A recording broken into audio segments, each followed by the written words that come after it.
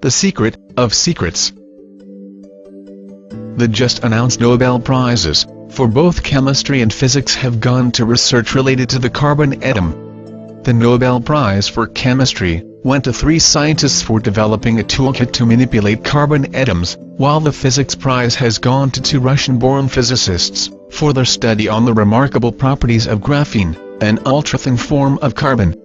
While announcing the Nobel Prize for Physics, the Royal Swedish Academy of Sciences stated, "Carbon, the basis of all known life on Earth, has surprised us once again." They do not realize how loaded their statement is. For what we have seen in graphene is only a small glimpse of the wonders that carbon is capable of, especially what awaits us in the very near future. Before we reveal the form of carbon that is going to change every aspect of our lives, so completely and so drastically, let us bring to your attention a few other related occurrences that have been making the news in the past weeks. Recently there was a flurry of concern in the scientific circles regarding the discovery of the sun's influence on the decay of radioactive elements on Earth. It was found that some kind of strange emissions from the sun are causing matter to mutate on Earth. Its influence on the decay rates of elements like carbon-14 has been especially worrisome and unexpected. Carbon, as previously stated, is the basic building block of life, as we know it.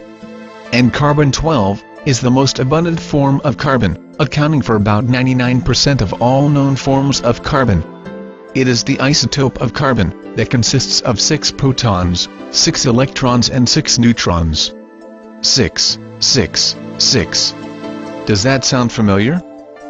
After oxygen, the second most abundant element in the human body is carbon-12. On cremation, the body returns to its carbon-12 state.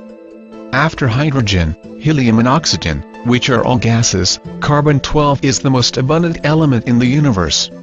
Carbon-12 is also one of the 5 elements that make up the human DNA.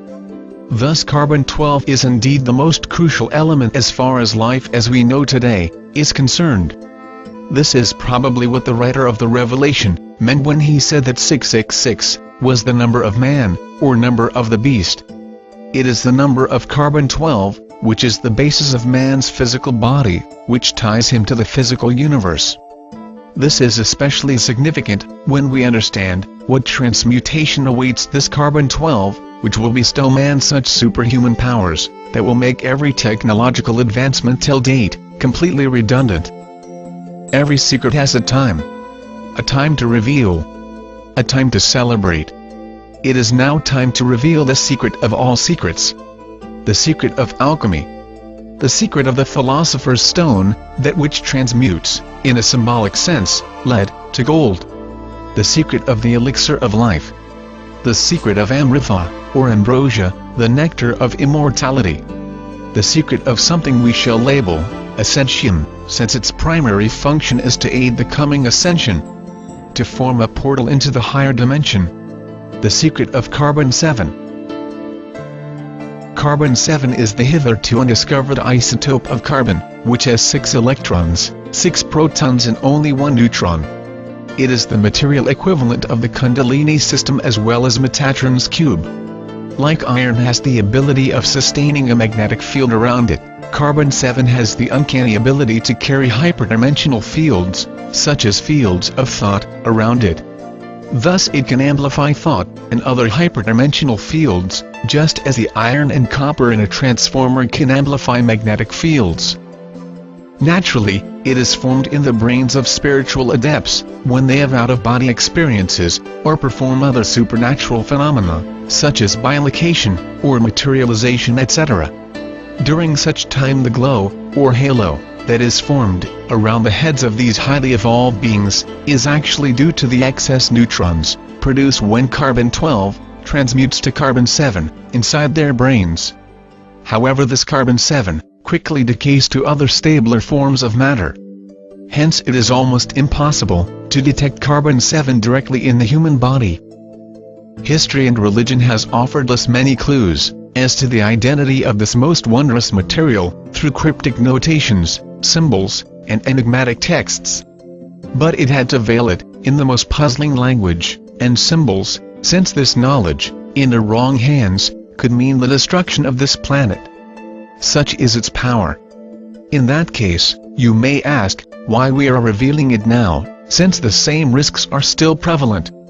There are two main reasons for this revelation, at this point of time. 1. We are now at the very threshold of the most significant shift humanity has ever experienced. It is the time for all secrets to be revealed.